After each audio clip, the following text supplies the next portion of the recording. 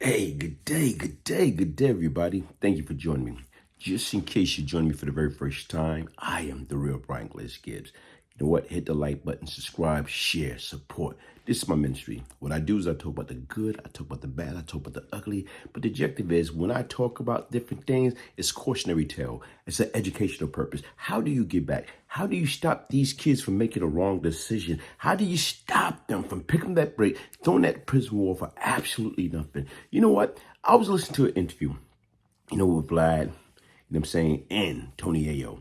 And when you look at it, you listen, the question that Vlad asked Tony Yayo, what I'm saying, if you had life in prison, will you kill yourself?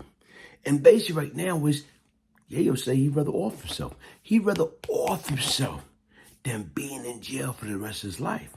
So when you sit back and you look at it, and to me, a lot of times right now is, you know what? Don't commit the crime if you can't commit the time. I was a victim of that. I committed the crime, but when it was time to commit to that time, man, to think about it being locked down in the cell, being locked down in the cell for the rest of your life, you never getting out, then you got to make a hell of a decision. A lot of times people get caught up into what they will do and what they won't do.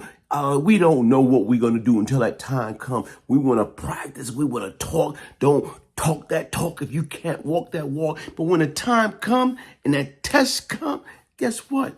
A lot of people cannot do that. So what he's saying, nah, man, I can't deal with, doing life in prison. You lose your mind. So right now is, guess what? He will off himself. So to me, if you will off yourself, you might as well make a damn deal. So you mean to tell me you're going to put your pride away? You got enough balls. You got enough heart to off yourself to take your own life. But then again, right now is, shit, the people telling you, listen, man, we can get you out. You don't have to off yourself. But nah, death before dishonor. I'm Tony Yayo. I'm 50 Cent, man. I'm a stand-up guy. Bullshit. People can say what they want to say. But like I told you right now, is you got those that in jail, and they get out of jail. And you got those that in jail, they didn't have nobody to tell on. So once again, like I say, I'm going to call horse shit because once again, horse shit is horse shit. But even with that being said, I want you to listen to it yourself and you make the call,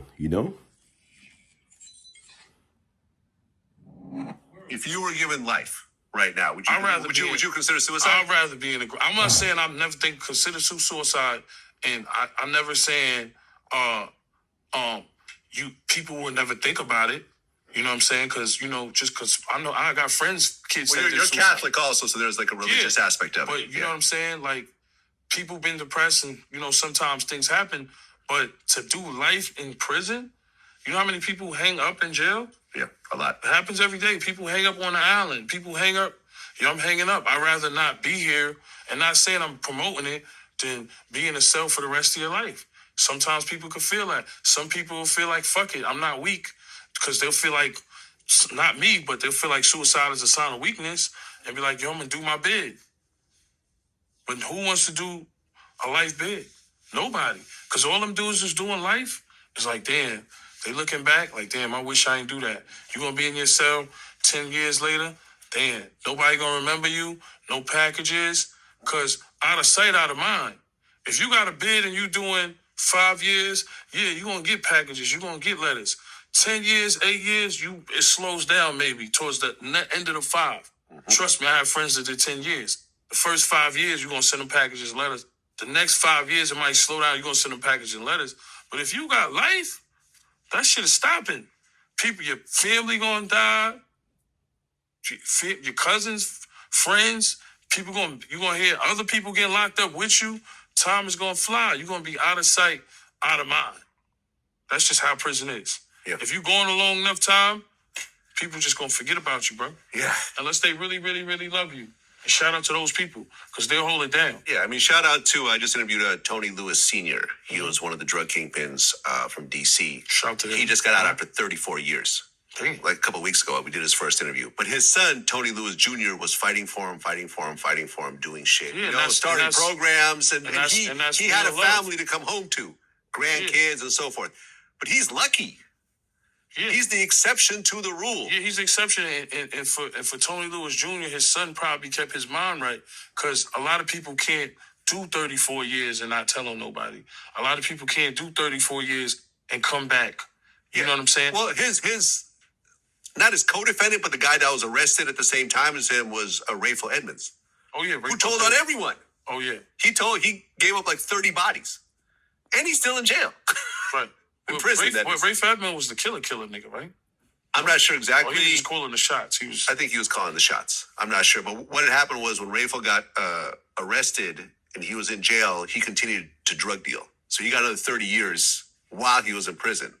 Like, he was actually selling more drugs in prison than out of prison. So he got another 30 years, but he ended up telling on everybody, and he's still you know how much money was in D.C. back then? It's crazy. We're talking about the 80s. So, the late 80s? The 80s numbers. Shout out to my man True. My man True did about 30. But he came back and he kind of was smart. You know, sometimes people could lose their mind in there because prison is another world. The world we're living in, prison is a whole nother world. Yeah. Just always remember that. It's a whole nother world. Hey, listen, man, shout out, you know what I'm saying right now, once again, to Vlad and Tony Yayo, because once again, like, they ask a real life question, folks. And right now, even with that being said, everybody's not the same.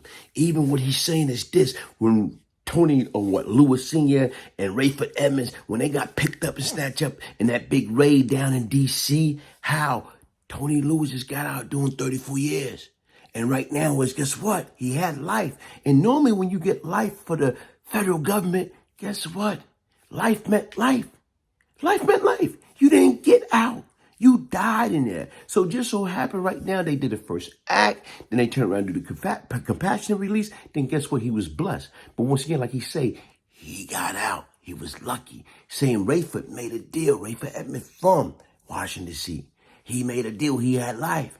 And then he continued to do deals in jail. He was selling more drugs while he was in jail. He was selling more drugs in jail than he was when he was free. And he got life plus 30 more. And the difference is he made a deal, but he's still in there. But once again, here it is. Some people, guess what? They stand 10 toes down. Then some people like, man, I can't do that. And once again, but if you got enough balls to off yourself, guess what? You got enough ball to make a deal. But to me, if you got enough ball to off yourself, then guess what? You should never, in a million years, put yourself in that type of predicament. Like I told you right now, is even with like people thinking about being down, depressed, committing suicide, man, call that 1-800-SUICIDE number. Because once again, man, everybody need help. You go through a weak time. You go through depression. You go through any type of mental illness. Everybody needs somebody to talk to, man. Hey, listen right now. Hit the like button. Subscribe, share, support.